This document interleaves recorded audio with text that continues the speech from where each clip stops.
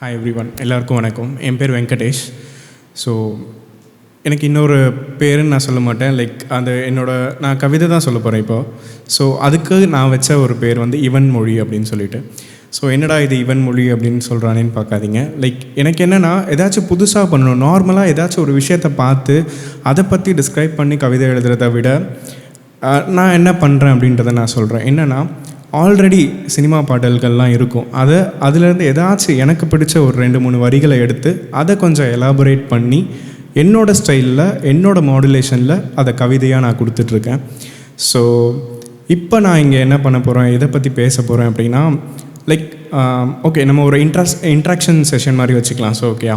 So நான் ஒரு பாட்டிலேருந்து 2 வரி சொல்கிறேன். அது என்ன பாட்டு என்ன படம்னு யாராச்சும் கெஸ் பண்ணுங்கள். ஸோ எனக்கு தெரிஞ்ச 90s கிட்ஸ் யாராச்சும் இருந்தீங்கன்னா கண்டிப்பாக ஈஸியாக கெஸ் பண்ணிடுவீங்க. ஸோ ரெடியா? ஸோ அந்த கள்ளி பிரிந்து சென்றால் நான் ஜீவன் உருகி நின்றேன். சின்ன கரெக்ட். என்ன படம்னு சொல்ல முடியுமா? ஓகே. So okay, super. இப்போ என்னென்னா, அந்த லைனோட மீனிங் யாருக்காச்சும் தெரியுமா?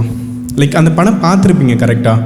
ஸோ அதில் வந்து அர்ஜுன் அவங்களுக்கும் மீனா அவங்களுக்கும் பேக் ஸ்டோரிஸ் இருக்கும். ஸோ அதை டிபெண்ட் பண்ணி தான் இவங்க 2 பேரும் ஒன்று சேருவாங்களா மாட்டாங்களா கடைசி வரைக்கும் கொண்டு போய் கடைசி நிமிஷத்தில் அவர் ட்ரெயினை விட்டு இறங்கிட்டு நான் உனக்காக இருக்கேன் அப்படின்னு சொல்லுவார். ஸோ அந்த ஒரு ஹோப் எவ்வளோ பெரிய விஷயம். அது எத்தனை பேருக்கு அந்த மாதிரி கிடைக்கும்?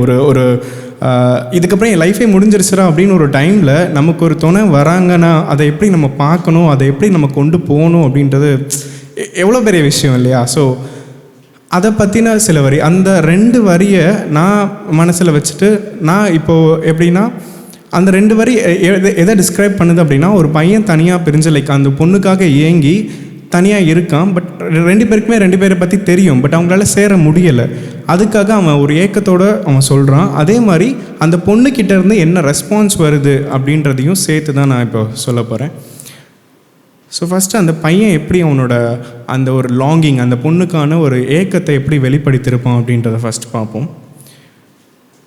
மொழியறியா காதல் தந்தவள் நீயே, வாய்மொழி தேடிய மௌனமும் நீயே, நிழல் காட்டுதே நம் இருவரையும், நிஜம் தேடுதே உன் இரு விழியையும், தனிமையில் அவளை தேடினேன் என் தனிமையும் அவளை தேடுதே, தலை சாய்த்தேனே உன் பொன்மடியில், தடுமாறி நின்றேனே உன் பிரிவின் வழியில், கதை சொன்னாயே இமைமுனையில், மனதை விட்டு பிரிந்தாயே விரல் நுனியில், தனிமையில் அவளை தேடினேன் என் தனிமையும் அவளை தேடுதே, பேதை நெஞ்சில் பெண்புறா ஒன்று போதை கண்ணில் காட்டியதென்று, கண்ணில் காதல் கசிந்து ஓட எண்ணில் உன்னை நினைத்து வாட, தனிமையில் அவளை தேடினேன் என் தனிமையும் அவளை தேடுதே, மயங்கினேன் அன்றில் உன்னை பார்த்த பொழுதில், தேடினேன் உன்னை நாளும் எண்ணில் கலந்த தாரகையே விண்ணில் உன்னை காணலையே, தனிமையில் அவளை தேடினேன் என் தனிமையும் அவளை தேடுதே.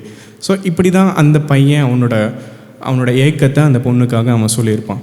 ஸோ இதை கேட்டுட்டு அந்த பொண்ணு அவனுக்கு என்ன ரெஸ்பான்ஸ் பண்ணியிருக்கணும் அப்படின்றத ஒரு சின்ன ஒரு கெஸ் அந்த படம் ரிலேட்டடாகவே கொண்டு போகலாம்.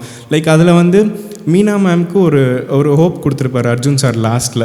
ஓகே, அது எவ்வளோ பெரிய விஷயமா இருக்கும். ஸோ அதே மாதிரி தான் இங்கே இந்த பையனுக்கான ஒரு ஏக்கத்தை அந்த பொண்ணு ஃபுல்ஃபில் பண்ணுற மாதிரி அவளோட ரெஸ்பான்ஸ் இருக்குது.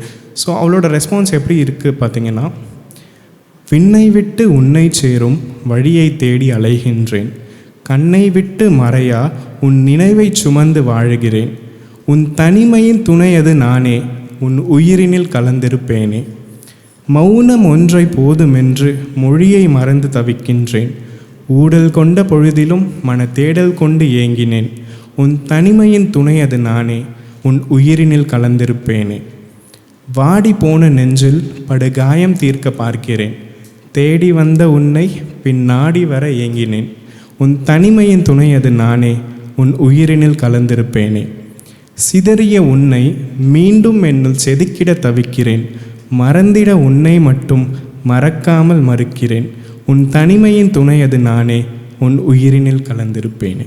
ஸோ இந்த மாதிரி ஒரு ரெஸ்பான்ஸ் வந்து அந்த பொண்ணுக்கிட்டேருந்து கிடச்சிருக்கு. ஸோ எல்லாருக்கும் புரிஞ்சிருக்கும்னு நினைக்கிறேன். நான் என்ன மாதிரி யூஸ் பண்ண உங்களுக்கு அண்டர்ஸ்டாண்ட் பண்ணியிருப்பீங்கன்னு நினைக்கிறேன். ஸோ இது ஒன் ஆஃப் த கவிதை. ஸோ நெக்ஸ்ட்டு வந்து இதே மாதிரி இன்னொரு சாங்கு ஆக்சுவலாக அந்த சாங்லேருந்து என்ன லைன் எடுக்கிறதுன்னு எனக்கு தெரியல. ஸோ நான் சொன்னாவே உங்களுக்கு தெரியும். இதையுமே கெஸ் பண்ணுங்களேன். வாழா என் வாழ்வை வாழவே. 96 கரெக்ட். ஸோ இந்த பாட்டிலேருந்து எனக்கு என்ன லைன் எடுக்கிறதுனே தெரில. அதனால் இந்த ஒரு அந்த ஃபேமஸான இந்த வாழா என் வாழ்வை வாழவே அதவே எடுத்துகிட்டு அதை பற்றின ஒரு சின்ன கவிதை.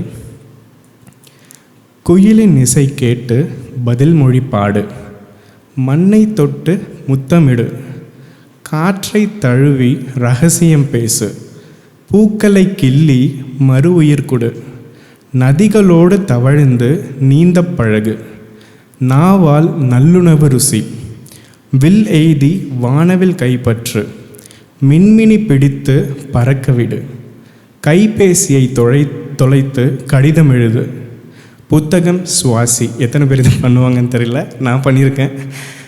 மழை நேசி, மழலை கொஞ்சு, மனிதம் பழகு, கொஞ்சம் வாழ்ந்து விடு.